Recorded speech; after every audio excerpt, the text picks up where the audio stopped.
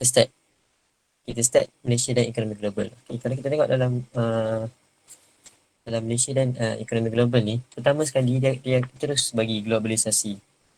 Sebab apa? Sebab um, dalam pasal pasaran Malaysia semua kita dah belajar semua kan. Okay, so dia akan terus masuk pada globalisasi. Okay, macam mana dia definisikan globalisasi tu? Okay, cara untuk definisikan globalisasi ni, kita ingat kita ingat sini. Okay, globalisasi ni adalah um, proses interaksi dan integrasi antara, kita interaksi dan integrasi antara, kita ingat kita ada I, F, kejap kenapa saya kata IFK? IFK ni macam kita belajar bab 1 tingkatan 4. Kita ada individu, kita ada firma, ada kerajaan. Sama macam globalisasi. Bila nak wujudkan satu ekonomi, mesti ada unit individu, firma dan kerajaan. Globalisasi pun sama. Berlakunya interaksi dan integrasi antara individu, firma dan kerajaan, atau dalam secara senangnya adalah manusia, firma dan kerajaan, pelbagai negara. Kenapa dikatakan pelbagai negara? Sebab global. Sebab dia bukannya pasaran tempatan ataupun dalam satu-satu unit ekonomi. Maknanya ia adalah daripada pelbagai negara. Kita ingat, sebab dia global, maka dia adalah pelbagai negara. Okey. Kat situ kita dah dapat definisi globalisasi. So globalisasi ni dia mesti akan ada ciri-ciri dia, sebab setiap satu benda yang kita belajar mesti akan ada ciri-ciri dia. So apa ciri-ciri dia? Okey, kita gerak pada ciri-ciri dia. Sekejap. Ciri-ciri dia. Ciri-ciri dia. Apa formula kepada ciri-ciri globalisasi? Formula kepada ciri-ciri globalisasi adalah PKPP. Kita ingat je. PKPP. So kita ingat PKPP. Senang je, macam sekarang kita tengah hadapkan sekarang PKPP. So PKPP. So rasa jelas ke tak ni? Jelas. Jelas. Terima kasih. So PKPP. So P yang pertama adalah peserta. Lepas tu K. K apa K? K adalah komunikasi ataupun kaedah komunikasi. P yang seterusnya adalah pasaran, dan seterusnya adalah peraturan. Seterusnya adalah pasaran dan peraturan.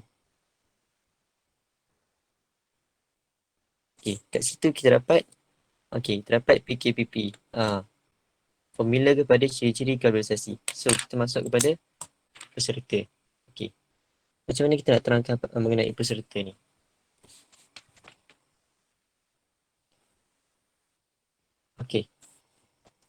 Bila peserta ni, dia akan menjadi macam ni. Kita kepada peserta. Peserta ni akan jadinya perkembangan pasaran. Pasaran apa? Sebab kita cakap pasal globalisasi, pasaran global. So bila sebut pasal pasaran, mestilah ada dalam dia apa? Barang dan perkhidmatan. Lagi spesifik, perkhidmatan apa? Seperti perbankan, seperti insurans, seperti pengangkutan dan lain-lain. Itu adalah salah satu ciri daripada peserta. Seterusnya kita tengok apa lagi akan wujudnya. Kelonggaran undang-undang. Kenapa dia dikatakan dalam peserta baharu ni wujudnya kelonggaran undang-undang? Macam ni. Sebab saya salah je ni.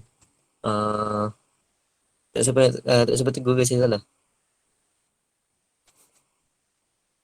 Kau rasa betul ke salah apa yang saya cakap sekarang ni? Bagus pasaran. Itu pasaran. Elok pun. Elok, bagus. Tak, saya korang elok, bagus lah. Tak, sebab saya apa ni? Salah. Sorry, tersalah. Kita masuk balik. Nampak tak kat situ? Ada punya link mesej. Okey, kita masuk kepada peserta. Okey, peserta ni dalam globalisasi ni kan, um, okey, peserta dalam globalisasi ni kalau kita nak tahu, contoh kan dalam globalisasi kan dia kata tadi firma, kerajaan, individu. So kalau peserta ni kita tengoklah dalam proses globalisasi ni wujudnya apa? Wujudnya firma ke, wujudnya kerajaan ke, wujudnya apa? Okey. So kalau kita tengok peserta, peserta wujudnya syarikat multinasional. Okey, syarikat multinasional. Okey. Seterusnya um, wujud blok dagangan. Okey, blok dagangan.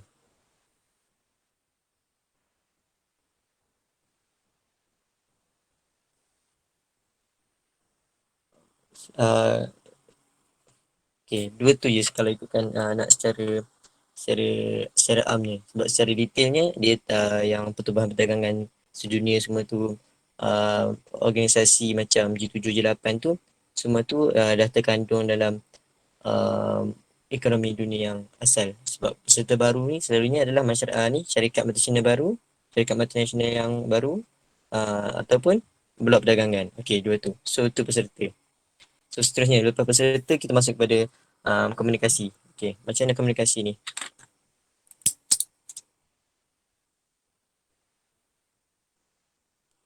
Okey, kita masuk kepada komunikasi sebagai jenis yang tak cantik sangat. Okey, okey kalau komunikasi ni, okey, tengok kalau komunikasi kita ambil poin-poin yang ringkas je. Dia cepat dan murah. Okey, selain daripada itu,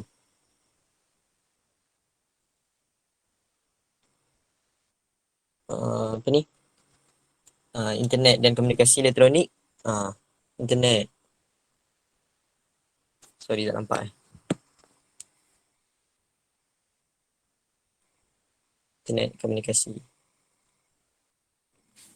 Okay. Selain daripada itu apa lagi? Kita ada juga um, reka bentuk bantuan komputer dan pembuatan. Okey.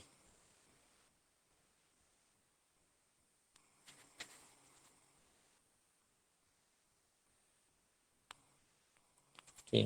Itu yang komunikasi yang kita tengok. Okey, sekarang yang cepat dan murah internet ataupun komunikasi yang menghubungkan secara serentak dan reka bentuk komputer ataupun kita boleh cakap sekarang apa ni? Pembuatan apa dalam segi invention semua tu kan. Okey, itu komunikasi. Tapi yang paling penting yang kita kena tahu cepat dan murah internet dan komunikasi yang menghubungkan secara serentak. Ha, itu yang dua yang paling senang kita nak ingat. Okay, seterusnya kita pergi kepada pasaran. Pasaran macam tadi.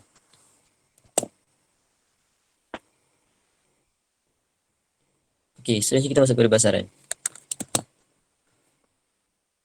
Okay, bila kita kata pasal pasaran, mestilah ada barang dan perkhidmatan kan? Barang dan perkhidmatan.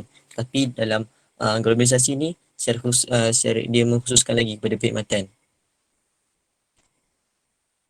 Okay, perkhidmatan. Okay. So, perkhidmatan. Contoh je perkhidmatan apa? Perkhidmatan bank, insurans, pengangkutan. Okay, itu contoh dia. Okay, itu contoh dia seperti um, bank, insurans dan pengangkutan. So, selain daripada itu, wujudnya pelanggaran undang-undang. Kenapa wujudnya pelanggaran undang-undang? Sebab bila wujudnya satu perkhidmatan baru, contoh macam satu bank yang baru nak masuk Malaysia. Bila nak masuk bank yang baru tu nak masuk Malaysia, dia punya dia punya polisi dia lain daripada bank-bank lain. Jadi kerajaan yang nak benarkan bank tu masuk ke negara kita, dia kena longgarkan undang-undang. Okay, itu dia. So, seterusnya pasaran pengguna dan pasaran pengguna global dan jenama global. Memang dia akan jadi jenama global lah sebab dia adalah jenama daripada luar negara. Macam tu. Okey, seterusnya kita masuk kepada ni last kali adalah peraturan. Okey, seterusnya peraturan. Okey, ni last kali. Okey, peraturan. So, kalau kita tengok dalam peraturan ni, dia dia semakin panjang. Okey, kalau kita tengok daripada peraturan, kita boleh tengok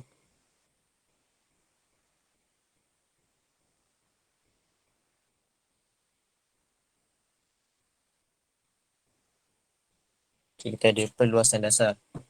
Perluasan dasar apa? Kita ada perluasan dasar kapitalis, apa ni? Seperti apa? Wujudnya persostaan, wujudnya liberalisasi. Lepas tu peraturan apa lagi? Peraturan seterusnya adalah demokrasi sebagai pilihan politik.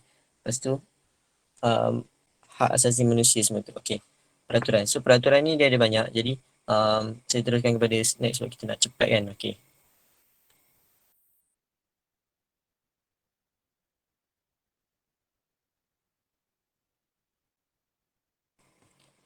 Seterusnya kita masuk kepada syarikat multinasional. Okey. So syarikat multinasional. So kita dah tahu dia. Okey. So kita ambil definisi multinasional. Kenapa saya ambil multinational punya definisi sebab apa? Sebab okey. Syarikat multinasional. Okey, apa definisi dia? Definisi dia adalah syarikat multinasional ni adalah syarikat yang seperti kita tahu ia adalah firma. Okey. Okay, apa maksud multinasional? Multinasional maksudnya banyak negara. Maknanya secara daripada perkataan multinasional tu sendiri kita dah boleh dapat definisi dia adalah firma yang beroperasi di beberapa negara secara serentak. Sebab nama dia pun multinational. Beberapa national, beberapa bangsa, beberapa kebangsaan, beberapa negara. Dari situ kita boleh dapat. Okey. Firma yang beroperasi ha, secara serentak di beberapa negara. Itu dah kita dah dapat dah multinational.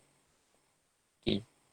Dari situ kita dah dapat dah um, definisi multinational. Syarikat iaitu firma multinational. Okey, beberapa negara yang beroperasi secara serentak di beberapa negara. Okey, itu um, multinational. Okey, seterusnya kita gerak kepada ciri-ciri syarikat multinational. Sekejap, laju ke? Okey, saya tanya je. Okey, okey. Okey, so kita akan teruskan. Okey, je. Okey, so kita akan teruskan kepada ciri-ciri syarikat multinational. Okey, ciri-ciri syarikat multinational ada berapa? Ada 3. Okey, so apa ketiga-tiga ciri-ciri dia?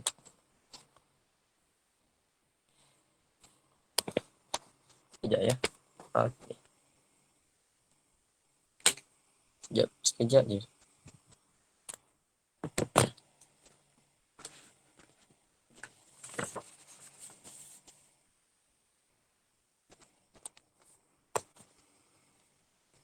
Okey, so kita akan masuk kepada ciri-ciri syarikat multinasional. Syarikat multinasional ni dia ada 3 ciri. Okey, kita ambil daripada sini.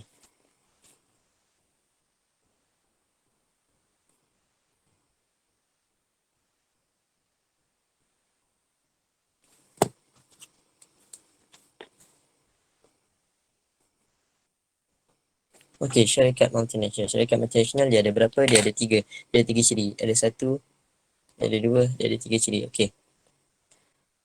So, jom kita tengok pada ciri pertama.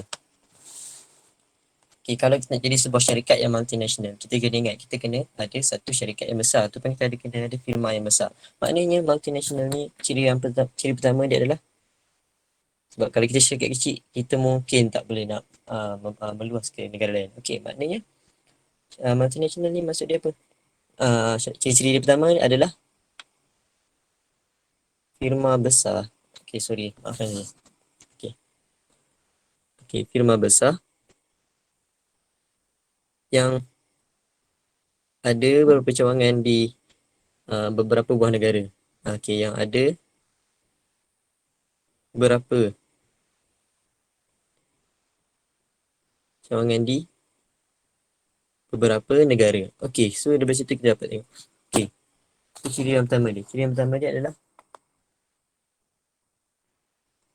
dia adalah firma besar yang ada beberapa cawangan di beberapa negara. Itu um, ciri yang pertama. Sebab kenapa dia dijadikan macam tu? Sebab memang syarikat multinasional ni adalah satu syarikat yang besar. Contoh kita tengok apa? Kita tengok Toyota. Toyota ada kat Malaysia sebab dia satu syarikat yang besar. Sebab dia ada kat beberapa negara. Okey, itu ciri yang pertama. Okey, ciri yang kedua pula kita tengok. Bila dia dah uh, okey. Seterusnya, berlakunya apa? Berlakunya pemindahan teknologi yang canggih antara cawangan di negara yang berbeza. Okey, berlakunya apa?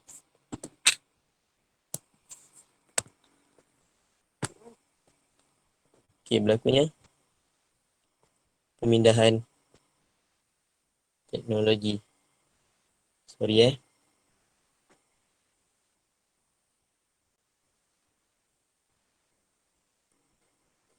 Okey, kat sini kita dapat tengok. Okey, ciri yang seterusnya adalah berlakunya pemindahan teknologi antara cawangan di beberapa negara. Maknanya kenapa dikatakan berlakunya pemindahan teknologi ni? Dia kata berlakunya pemindahan teknologi. Okey, apa contoh yang kita boleh kata pemindahan teknologi ni? Siapa boleh bagi contoh pemindahan teknologi yang canggih antara cawangan dekat negara-negara yang berbeza? Siapa boleh bagi satu contoh? Tak apa, buka je mic tu. Chat ke komen, okey. Perkembangan kemudahan internet. Okey, kemudahan internet. Kemudahan internet tu kita boleh katakan komunikasi. Okey, pemindahan teknologi ni kita, kenapa dikatakan teknologi? Okey, contoh dia macam ni Uh, pemindahan teknologi canggih. Contoh, bila contoh dia macam kolaborasi Malaysia dengan Jepun. Ada kereta Malaysia yang menggunakan ada kereta Malaysia yang menggunakan enjin daripada Jepun. Itu um, pemindahan teknologi. Tapi secara canggih daripada menggunakan. Okey, selain daripada itu ada setengah syarikat yang daripada Jerman. Setengah syarikat daripada Jerman.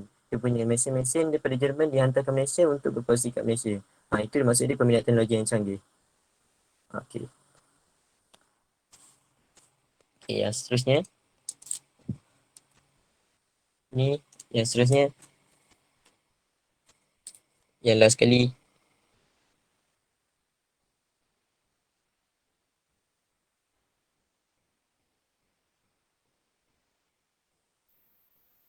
Okey, ni ciri di antara air. Ciri di antara air adalah semua cawangan firma yang yang ada kat banyak negara tu dikawal di negara asal ataupun di firma induk. Contoh dia macam saya sebut tadi lah Toyota kat mana? Okey, Jepun yang kawal dia. Okey, firma induk yang kawal dia.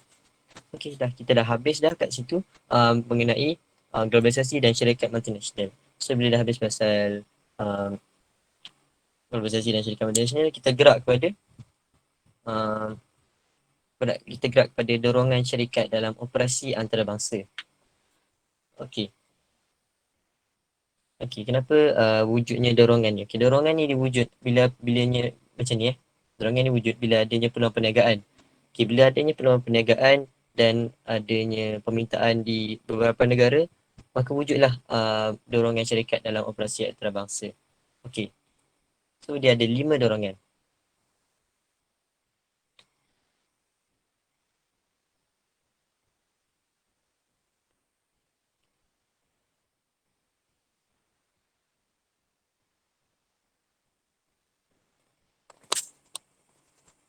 Okay, so akronim untuk 5 kelima-lima dorongan tu adalah L, P, K, B, T.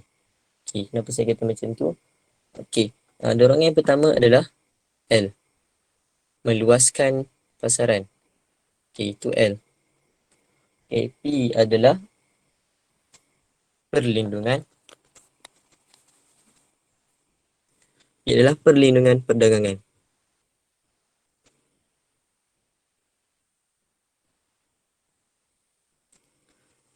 K, kos pengangkutan yang tinggi. Kalau korang nak salin akronim, boleh salin enggak? Okay, K adalah kos pengangkutan. Kos pengangkutan tinggi. Okay, ni tak nampak sikit kan. Okay, K kos pengangkutan tinggi. B, B adalah bahan mentah. Okay, B adalah bahan mentah. Ataupun kita boleh gunakan B ni sebagai ataupun hasil bumi. B, bumi. Okay, kita ingat bahan mentah ataupun hasil bumi. B, kita ingat B. Yang seterusnya T. Kenapa saya kata T? Sebab kalau kita buat B dua, kita akan terkeliru. So kita buat seterusnya adalah T. Yang seterusnya adalah T, tenaga buruh. Okay, kita ada tenaga buruh. Maka cukup ke 5 faktor. Itu faktor dia. Luaskan pasaran, perlindungan perdagangan, kos pengangkutan tinggi, bahan mentah ataupun hasil bumi. Yang last sekali adalah tenaga buruh. Tenaga buruh dengan apa? Dengan kemahiran yang khusus. Okey. So kita masuk kepada poin kita yang pertama. Poin kita yang pertama adalah meluaskan pasaran. Okey. Sebab dia punya ni panjang, saya cakap je tau. Boleh tak? Boleh tak macam tu? Okey. Uh, Okey, so kita kata dalam meluaskan pasaran. Okey, luaskan pasaran ni kita tengok bila ada satu firma dan firma tu dah berkembang pesat, mesti dia ada keinginan. Keinginan dia apa? Keinginan dia untuk luaskan pasaran dia dan memasarkan barang dia ke perkhidmatan luar negara. Selalunya firma-firma yang macam ni berlaku kerana apa? Berlakunya dia nak luaskan pasaran dia sebab apa? Sebab dia punya dia punya pengeluaran dia tu dah tinggi dan ada setengah penawaran dia tu dah ada lebihan penawaran. Jadi dia orang nak meluaskan pasaran ke luar negara. Okey. Okey. Kenapa dikata macam tu? Sebab contoh kan, contoh dia macam Malaysia lah. Malaysia dia punya penduduk dia sikit daripada seluruh daripada nak bandingkan dengan dunia kan. Macam Malaysia ada 32 juta. Macam negara lain ada yang 1 bilion. Ada yang 300 juta macam Indon. So Malaysia nak contoh macam Proton nak luaskan pasaran dia ke negara-negara lain untuk mengaut keuntungan yang maksimum. Sebab apa? Sebab masyarakat Malaysia ni ada 32 juta. 32 juta tak ramai sangat nak. Ada yang nak Proton, ada yang nak Pro 2, ada yang nak Toyota, ada yang nak Honda. Maka permintaan tu tak banyak. Sebab tu dia nak tebus kepada pasaran luar supaya dia punya keuntungan tu maksimum. Itu yang pertama untuk luaskan pasaran. Okey, yang kedua adalah perlindungan perdagangan. Kenapa dikatakan perlindungan perdagangan? Okey, jadi kita ekspor barangan ke beberapa negara tertentu ni, dia disekat. Sebab wujudnya sekatan perdagangan. Okey, sekatan perdagangan nanti kita belajar. Okey, contoh dia macam apa? Contoh dia macam cukai lah. Okey, contoh dia macam ni. Contoh macam Proton nak ekspor kereta dia ke Thailand. Tapi dikenakan cukai. Tapi cara untuk tak dikenakan cukai, untuk mengelak daripada dikenakan cukai, dia buka operasi pengeluaran dia tu dekat negara tersebut. Itu contoh dia. Apa contoh yang lagi senang kita boleh tengok? Contoh macam syarikat ni Naza Automotive. Okay, kita boleh tengok dia buka dia punya syarikat edaran tu dekat Malaysia macam Kia. Dia buka syarikat edaran dia dekat Kia. Maknanya bila dia buka dia punya operasi dekat negara tersebut, maknanya kilang tu dah jadi kilang tempatan, dah jadi satu kilang tempatan. Jadi cukai bila cukai tempatan dia lebih rendah daripada cukai ekspor, daripada duty ekspor. Dekat situ dia dah mengurangkan sekatan perdagangan dia. Dia punya cukai dah rendah kat situ secara automatik. Maknanya dia tak ada nak bayar setiap satu kereta tu, dia kena bayar duty setiap satu kereta. Dia tak ada nak bayar lah. Cukai dia makin rendah dan menyebabkan kos pengeluaran dia pun rendah. Senang lah dia nak mengaut keuntungan. Bila kos rendah, keuntungan dia boleh naik tinggi. Okey. Yang ketiga adalah kos pengangkutan yang tinggi. Kos pengangkutan yang tinggi, biasanya kos pengangkutan ni dia dah meliputi 10% pengeluaran. Contoh kan, kita nak keluarkan kereta. Contoh dalam 5,000 unit kereta 10 juta contoh lah kan. 10 juta. Okey, dia kos pengangkutan saja dah 1 juta. Alhamdulillah dah 1 juta. Okey, bila dah macam tu dia dah menelan belanja dalam 11 juta. Nampak guys? Dekat situ dia dah menelan kos yang tinggi. Dah jadi 11 juta daripada kalau ikutkan jadi 10 juta aje. Selain daripada tu, jarak yang jauh antara pasaran dan tapak operasi. Okey, maksud dia macam ni Okey, sekejap.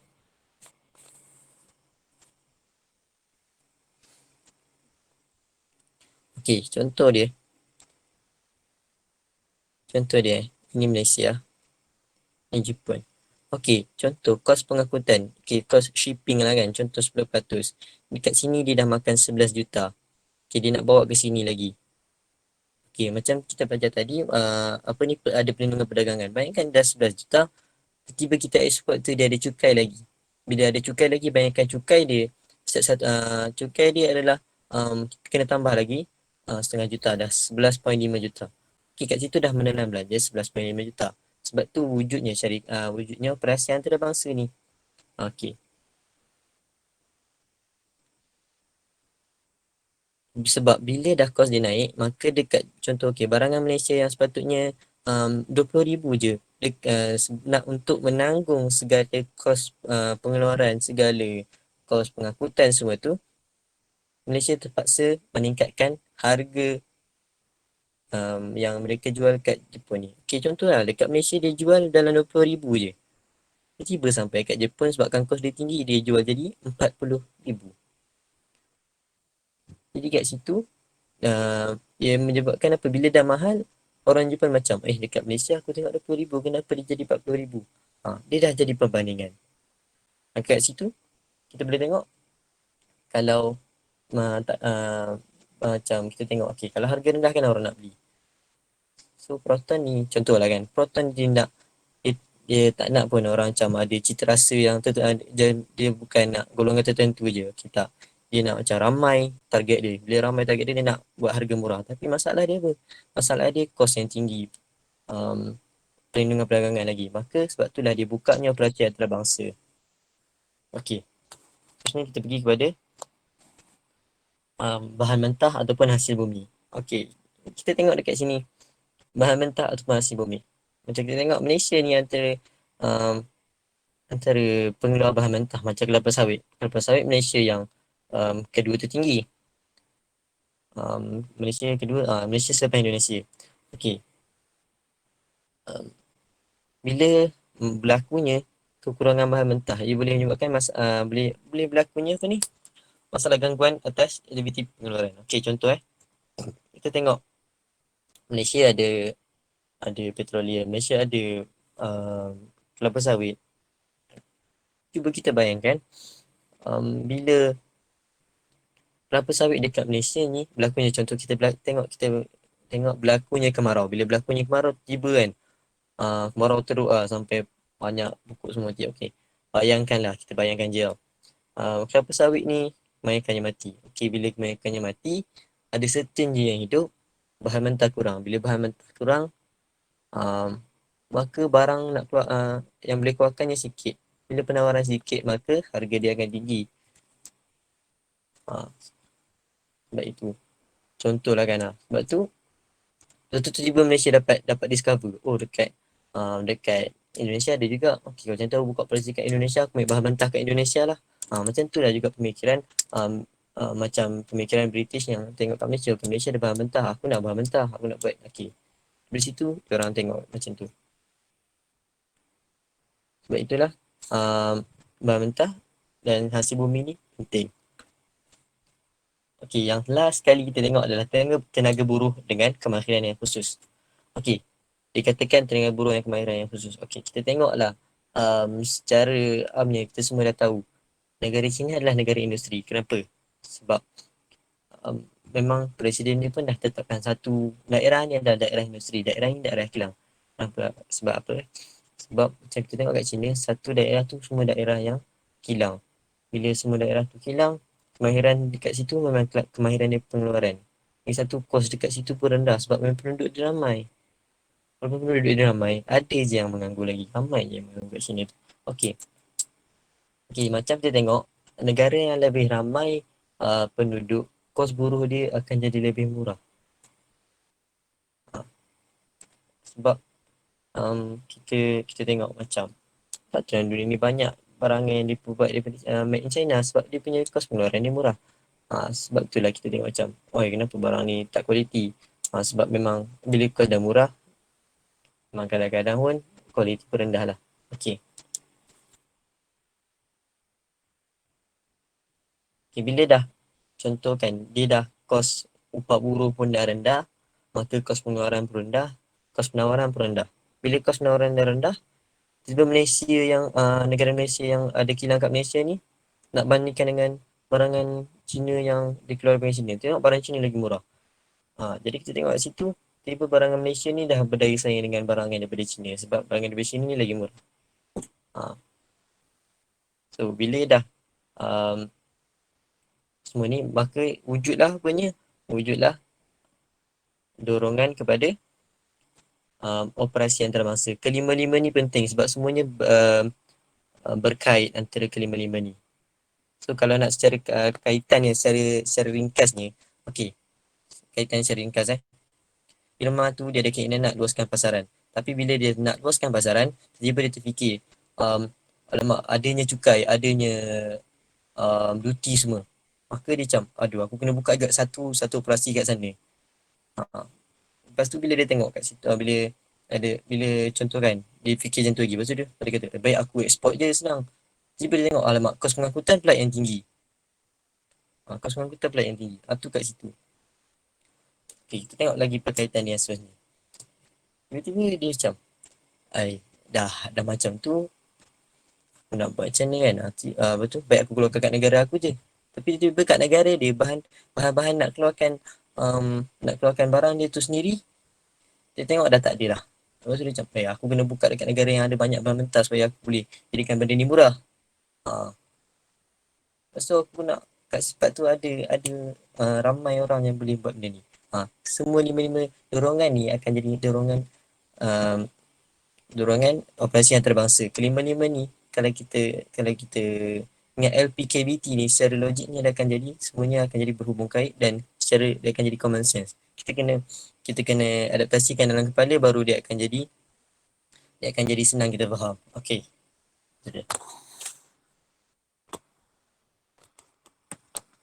Okey, seterusnya kita masuk kepada risiko.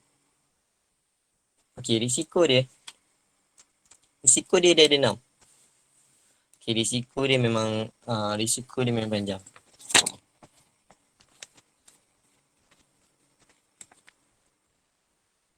Okay, aku tunjuk dalam buku ni lah kan. Kejap dia aku buat risiko ni. Okay, ni risiko dia. Okay, risiko dia yang pertama. Okay, kalau kita tengok kan. Okay, kalau kita tengok yang pertama, berlakunya kehilangan aset. Okay, kenapa berlakunya kehilangan aset? Kerana peperangan dalaman atau perbezaan ideologi atau pandangan politik. Okay, kalau kita tengok kat sini, kenapa dikatakan macam tu? Kenapa dia kata risiko pertama dia kata dah kehilangan aset sebab tak semua negara akan menerima negara lain masuk ke negara dia. Itu akan berlaku. Mungkin berlakunya perang dingin macam negara tu macam, okay, aku boycott Malaysia, aku tak nak Malaysia masuk ke sini. Maka mungkin macam Malaysia dah ada satu operasi dah ada operasi Maybank dekat Filipina kan. Tiba Filipina ban Malaysia sebab Malaysia buat satu benda, tiba presiden dia ideologi lain kan. Bila dah ban Malaysia, semua keuntungan aset Malaysia yang Maybank kat Maybank Filipina tu totally akan rugi. Sebab tu, okay, tu risiko pertama. Risiko kedua adalah perubahan parti politik. Tengok saya dah kata, dia berkait. Macam kita tengok tadi, kan kata kehilangan aset sebab peperangan. Okay, contohlah perang kan. Malaysia dah ada satu operasi antarabangsa dekat Filipina. Dia dekat Filipina, lepas tiba Filipina ni perang. Okay, dah hilang aset. Tu. Yang seterusnya, bila dah habis perang, contohlah kan. Dah ada pula, Filipina ada pilihan raya yang baru. Bila adanya pilihan raya yang baru, tiba perubahan parti politik. Itu perintah tu macam polisi. Okay, polisi kita tak nak negara lain. Kita nak firma semua kat negara kita ni, negara kita je. Tak boleh ada negara lain. Okay, tiba firma-firma daripada negara lain semua akan rugi. Itu dia.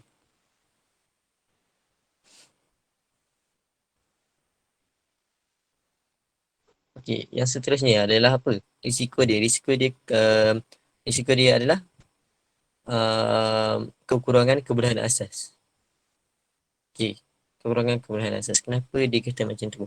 Okay, kalau kita tengok ada setengah firma yang kat Malaysia ni, dia kemudahan asas dia tak sama macam firma yang ada dekat luar negara. Itu risiko yang ketiga. Risiko yang keempat, okay, bila dah tak ada kemudahan asas yang tinggi, Okay, dia macam berkait. Okay, bila dah tak ada kemudahan asas yang tinggi ni, bila kemudahan asas dia tak tinggi, maka tenaga buruh ni dia tak terlatih. Dia tak terlalu terlatih macam dekat negara induk, dekat firma induk. Firma induk, okay, kita tengok, hebat gila firma kat Jerman ni. Tengok buruh-buruh dia memang pandai gila-gila lah. Tiba-tiba firma Jerman yang operasi kat Malaysia ni, kemudahan asas dia kurang. Bila kemudahan asas dia kurang, lepas tu tenaga buruh ni dia kurang berkemahiran dah. Lepas tu dia tak motivasi dia pengeluaran. Sebab apa macam, aduh, kat Jerman banyak pula barang, kat sini tak banyak pula barang, aku nak keluarkan barang. Macam tu dia punya pemikiran pula. Itu risiko dia. Risiko dia. Itu semua risiko yang masyarakat multinasional perlu tanggung. Okey, seterusnya yang berkaitan pula kan. Okey, yang berkaitan pula contoh. Sekejap, tak nampak. Okay. Yang keempat pula, bantahan masyarakat tempatan. Okey, tiba kan, kenapa berlakunya bantahan? Bayangkan satu firma daripada Jerman dengan banyak gila duit, tengok dia banyak gila duit, tiba dia tengok kampung baru ni macam tak payah, tak hidup lah kampung baru sebab contoh dia kata macam tu kan.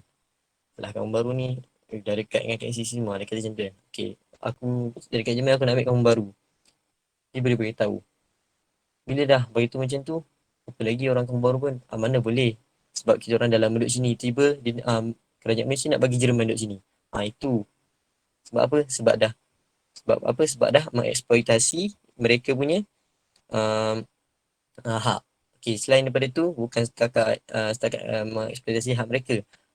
Yang seterusnya adalah macam ada satu kilang, contoh macam kilang kan, kilang yang beroperasi kat Malaysia. Tiba-tiba kat firma induk dia gaji punya yang tinggi, sampai kat yang operasi kat Malaysia ni gaji rendah.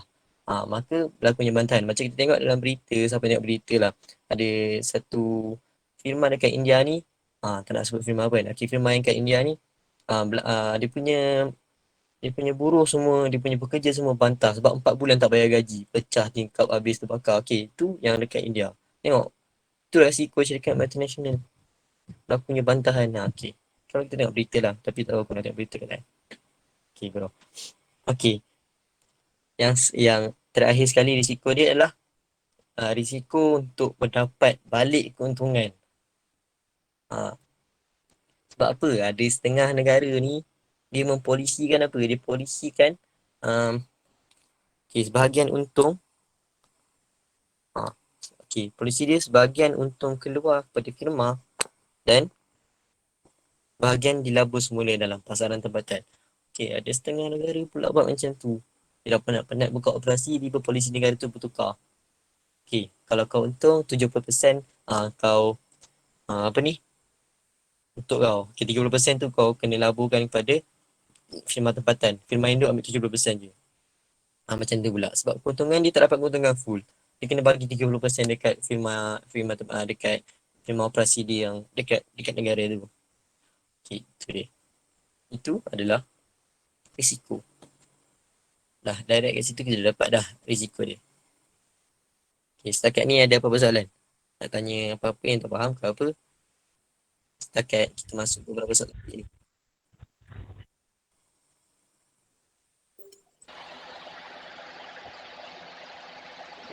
Boleh terangkan balik tak tentang risiko terakhir tu? Benda?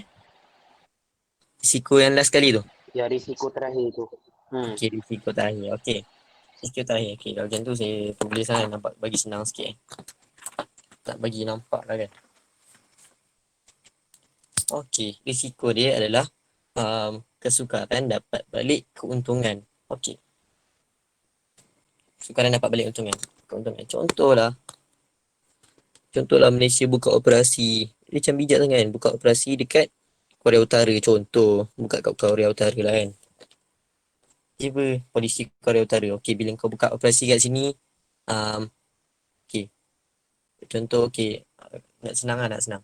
Kalau Malaysia buka contoh Malaysia keuntungan dia dekat negara dia sendiri adalah 100%. Alamak, tak nampak. Sini lah. Malaysia buka syarikat dia dekat negara dia sendiri, keuntungan dia 100%. Memang fully balik kepada diri dia sendiri. Dia buka dekat Thailand pun 100% enggak dapat. sebab Thailand tak ada sebarang polisi untuk syarikat multinasional. Tiba-tiba dia buka lah pula dekat Vietnam. Malaysia buka kat Vietnam. Vietnam ni dia macam keras sikit kan. Vietnam kata, okey, kalau kau nak buka kat sini, sebab Vietnam ni nak tingkatkan dia punya apa-apa yang tempatan dia nak biar tinggi kan dia punya gerakan dekat situ. Okey, tiba Vietnam kata polisi, okey, kalau kau nak buka kat sini, aku nak kau ambil 70% je.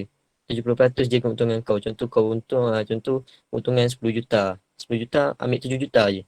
Lagi 3 juta balance tu balik kepada firma, balik kepada operasi, uh, sebenarnya bagi kepada kerajaan sebenarnya secara senangnya. Tapi 3 juta tu balik kepada operasi kau dekat negara tu. Balik kepada dekat negara tu sendiri, dekat tempatan, negara yang kau buka tu. Faham? Ke kurang lagi? Oh, okey, faham. Thank Okey. you. Okey. Tu juga soalan, tak ada soalan lain Kalau tak ada soalan lain, saya gerak kepada ada ke tak? Kalau tak ada, saya nak teruskan.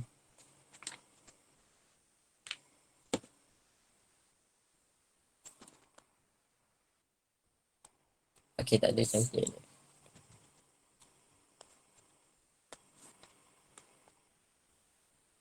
Okey. Okey, seterusnya kita masuk kepada faktor penggalak globalisasi. Faktor penggalak globalisasi ni dia ada berapa? Ada 4.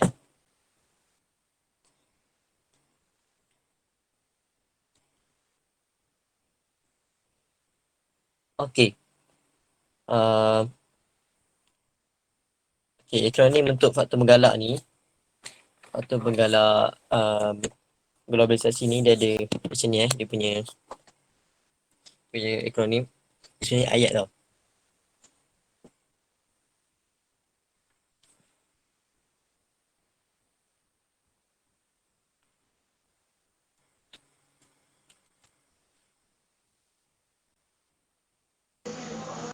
Okey, dia punya akronim dia macam ni. P. Okey, P adalah P pakcik. Okey, P pakcik. Sabar, dulu kita okey. P pakcik. Pakcik kena tembak pistol. Okey. Nampak tak nampak Okey. Okey, dia punya akronim. Ayat dia adalah pakcik kena tembak pistol. P yang pertama adalah pelancongan. Pakcik, okey, P. Yang kedua adalah K. Kena. Kerajaan. T adalah teknologi. Yang seterusnya, pengangkutan. Okay, tak kisahlah mana satu kau nak buat pengangkutan atau pelancongan sebab ada 2 page tu. Tapi ayat dia adalah pakcik kena tembak pistol. Itu dia punya akronim. Macam lawak juga tadi. Okay lah. Okay. Kita masuk kepada faktor penggalak globalisasi. Okay, faktor penggalak yang pertama adalah apa? Kita ada kat sini ialah apa ni? Kita tengok tadi macam. Okay. Kita tengok tadi pakcik kena tembak pistol. Okay, kalau kita tengok pakcik kena tembak pistol, okay, maksudnya yang first kali adalah pelancongan. Okay, maknanya kalau kita ikut akronim. Okay, kita ikut akronim, pertama sekali adalah pelancongan. Okay, bila kita tengok pelancongan, dia kata apa? Bila dikatakan pelancongan, okay, bila dikatakan pelancongan, dia kata apa? Contoh dia kan, faktor menggalak globalisasi. Okay, kalau kita tengok pelancongan, ada pelbagai gerakan. Contoh macam Malaysia bagi insentif kepada firma-firma untuk proses globalisasi ni kan. Okay. Okay, dia ada pelbagai gerakan. Okay, contoh dari sini. Ada pelbagai gerakan insentif diberi untuk kerajaan dari situ menggalakkan proses globalisasi. Okay, kita tengok kat sini kenapa dia kata macam tu. Sebab ada pelbagai penggalak. Contoh dia macam kerajaan bagi insentif kepada firma-firma yang nak eksport. Dia bagi berapa? Dia bagi contoh dia bagi 1 juta untuk eksport. Okay, macam okay dah. Dah tutup dah dia punya sikit modal dia. Okay, macam okay boleh buka lah. Untuk globalisasi boleh aku buka cawangan kat situ. Tu contoh pelancongan. Selain daripada tu, apa lagi contoh dia? Okey, tengok Macam okey, tengok apa contoh dia. Contoh dia, tengok kenapa dia kata buka KLIA 2 dengan tiket mudah. Okey.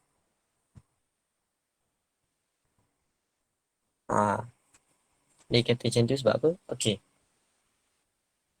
Dia bukanya KLIA 2. Okey, dia kata macam tu sebab tu contoh dia. Apa galakan daripada kerajaan. Kerajaan buka KLIA 2. Bila dah KLIA 2, nak tempah tiket, contoh, kita tempah tiket online je kan. Okey, lepas tu kita punya kos kita nak belancong pun dah kurang. Sebab kalau ikutkan mana-mana firma yang nak bawa barang-barang dia pun kena pergi airport juga kan. Okey, maknanya bila dekat negara tu sendiri dia punya pelancongan murah, maka angkutan dia dah rendah sikit kat situ. Okey, itu pelancongan. Okey, kalau kita tengok macam ni nak lagi senang, kita tengok apa ni? Okey, KLIA 2 ni dia khusus untuk syarikat penerbangan tempatan dan antarabangsa yang yang kos rendah. Okey, bila kos rendah, dia akan jadikan senang.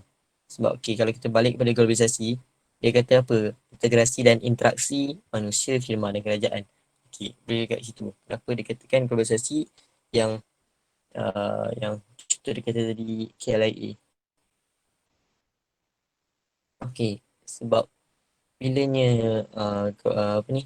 Globalisasi tak kan dia kata interaksi dan integrasi manusia. Okey, pelancongan bila berlakunya pelancongan maknanya akan berlakunya interaksi dan integrasi seorang manusia itu dengan negara-negara lain. Maka kos pelancongan dia pun tinggi kos pelancongan dia pun jadi rendah kat situ. Yang pertama P. Kalau dapat G tu pelancongan. Okey, seterusnya K. Kena, pakcik kena. K adalah kerajaan. Okey. So kita tengok peranan kerajaan kat sini. Okey, apa peranan kerajaan? Peranan kerajaan ni dia penting dalam globalisasi sebab kerajaan ni dia kena pengaruh pandangan masyarakat terhadap proses globalisasi. Okey, contohnya kalau kita macam tengok macam baru-baru ni adanya APEC 2020. APEC 2020. Kalau kita tengok macam kita tengok macam Malaysia ni jadi tuan rumah pada Asia Pasifik. Hebat Malaysia ni. Maknanya macam ada setengah macam berapa abel gila kan. Dia kata pula macam tu. Dia akan bagi kerajaan macam dah tukar mentaliti setengah firma macam Malaysia yang boleh hold APEC takkan aku sebagai firma kecil tak boleh nak ke negara-negara Asia Pasifik yang lain. Itu pula macam tu. Okey, selain daripada tu sifat kerajaan pula dia bagi sifat terbuka macam Malaysia kita tengok sifat terbuka. Dia bagi je dia bagi pelabur asing masuk. Bukan sekadar pelabur asing, pekerja asing pun dia bagi masuk. Pekerja asing tanpa izin pun dia bagi masuk. Tu tak tahu macam mana. Okey. Malaysia punya sifat terbuka tu sampai macam tu. Okey, sebab bila Malaysia kalau kita tengok kita punya MRT tu ada juga pelabur asing daripada negara-negara lain. Okey. Seterusnya adanya pelaksanaan liberalisasi. Pelaksanaan liberalisasi perdagangan. Contoh dia macam wujudnya kawasan perdagangan bebas ASEAN iaitu AFTA kan. Asia Free Trading Area, AFTA. ASEAN Free Trading Area. Okey. Contoh dia Contoh dia kalau kita tengok antara negara-negara ASEAN ni macam Malaysia dengan Vietnam. Okey, perdagangan ni bebas. So macam barang dia Vietnam boleh masuk Malaysia, boleh masuk free. Okey, macam tu. Dan last sekali adalah polisi mesra perniagaan. Itu yang last sekali. Okey, itu. Okey. Pakcik kena tembak pistol. Okey, T adalah apa? Infrastruktur teknologi, maklumat dan komunikasi yang maju. Itu kita tengok. Okay, kalau kita tengok ICT ni senang je lah. ICT kita ada komputer. ICT kita ada proses komunikasi yang cepat. Lagi satu kita adanya sidang video wujud macam iPad hari tu. Tengok Malaysia dengan negara-negara lain. Okey, itu adalah teknologi. Yang last sekali adalah pistol. Apa ni? Pengangkutan yang baik. Okay, kalau kita tengok pengangkutan yang baik, kalau macam Malaysia ni ada. Malaysia dah ada airport. Malaysia dah ada pelabuhan Kelang. Depan Kelang Malaysia ni ada banyak trailer. Malaysia ni juga ada MRT, ada LRT. So, tu pengangkutan yang baik yang boleh menggalakkan globalisasi. Okay, kat situ. Kita dah habis faktor menggalak globalisasi. Okay.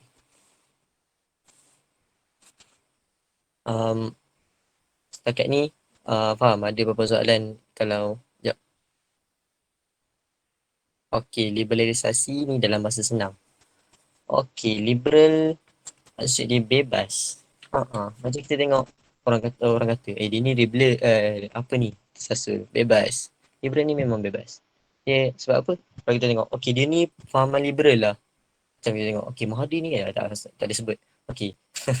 Okay dia kata, dia ni liberal lah. Maknanya apa? Dia kata, suka hati aku tak nak terima hadis di masuk hadis. Okay, aku tak nak terima hadis. Contoh ada golongan anti hadis kan. Aku tak terima benda ni. Dia macam bagi dia bebas. Dia memang ni bebas. Apa ni? Contoh apa dia kata liberal. Okay, dia kata berlakunya liberalisasi perdagangan dalam blok perdagangan ASEAN. Okay, berlakunya ASEAN Free Trading Area. Berlakunya EFTA. Okay, EFTA ni okay, macam ada area. So, kalau kita macam tengok kat Malaysia ni kan.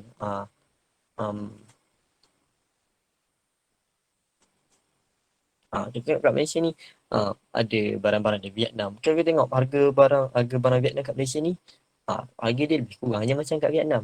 Sebab tu ni ASEAN Free Trade Area, maknanya antara ASEAN ni dia punya trade dia ni adalah bebas.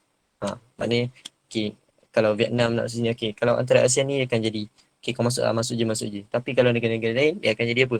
Dia akan jadi okay, adanya duty, adanya semua benda tu. Okay, tu dia. Okay, ada blok perdagangan tu apa? Blok perdagangan tu apa? Apa blok perdagangan?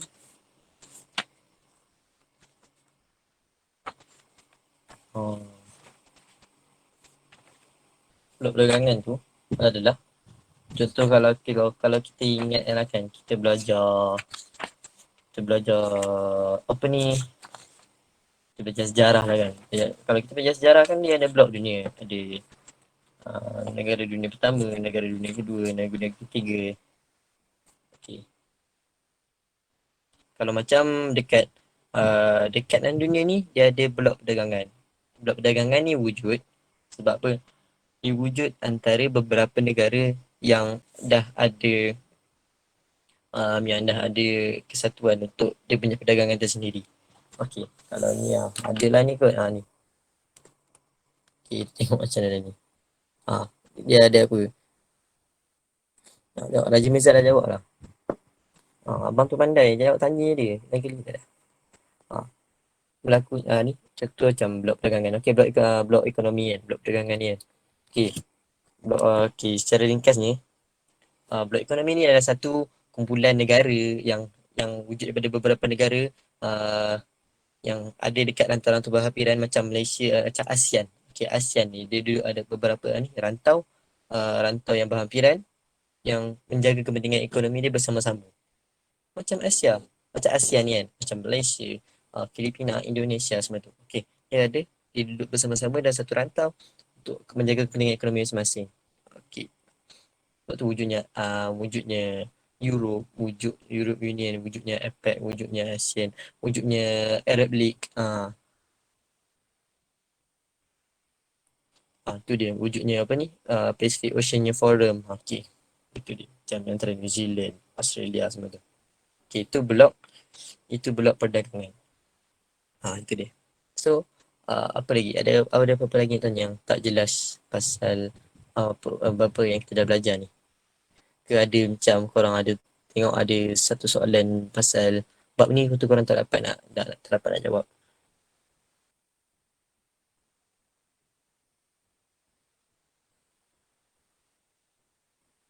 Okay, minit last ni saya bagi untuk Q&A je.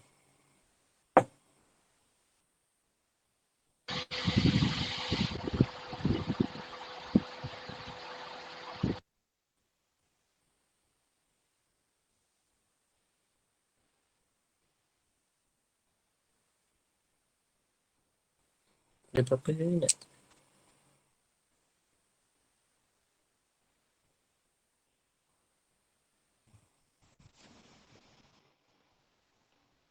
Okay, ada pun tanya tak ada Tak ada. Okay, kalau tak ada yang tanya, kita sambung daripada lepas pada apa ni? Kelas ni masuk. Okay.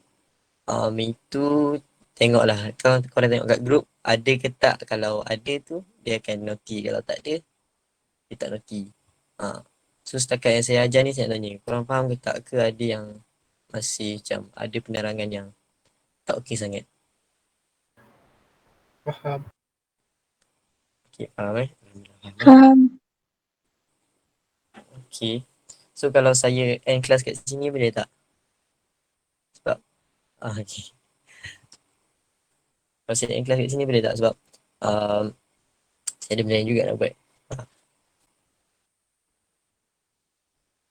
Dalam globalisasi ni 4 manusia. Okay. Kalau dalam globalisasi ni 4 yang saya tanya sama dia yang Boleh.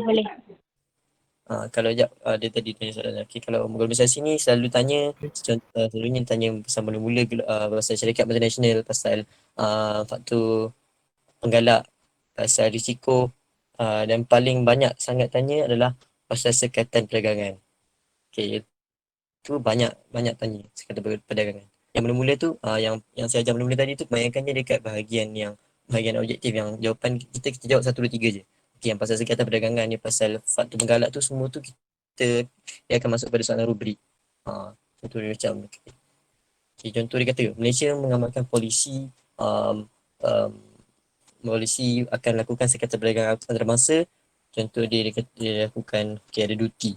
Apakah kesan terhadap firma yang akan masuk kepada Malaysia? Itu soalan dia. Contoh dia kata 6 markah. Kat situ kita akan terang. Kita terang apa?